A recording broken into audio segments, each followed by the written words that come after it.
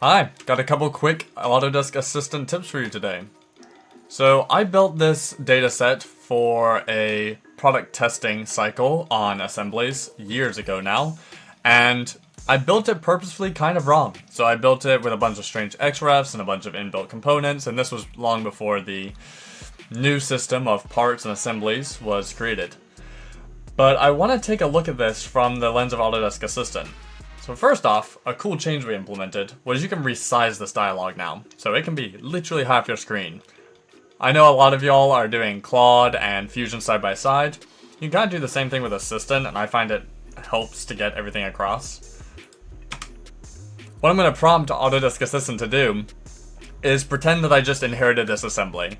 So there's no documentation around it. I want Autodesk Assistant to tell me everything it can infer about what this product's supposed to do, how it was designed to be assembled, and then what assumptions the original designer, me, made that we should know before we touch anything in this assembly.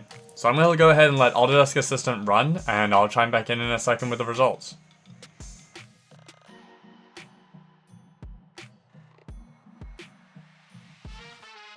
Okay, let's see what we've got. I was watching it as it went through there. I know it pointed out that I did not create any parameters, which I've mentioned before I'm notoriously bad at. Okay, so I looked at the mounting, the drive housing, the gear chain is no user parameters driving these, so all the tooth counts are, pretty much what you get. And then it goes into some of the critical assumptions that I've made. Basically a lot of things that I would have to do before I even touch this assembly. But this is a really great tool for you to use. Say you inherit a product, an assembly, some project that somebody was working on, and just need to run through and see what's going on. The in-context help is obviously so powerful with the Autodesk Assistant, and I just wanted to share a couple of these quick tips with you. So that's it for me.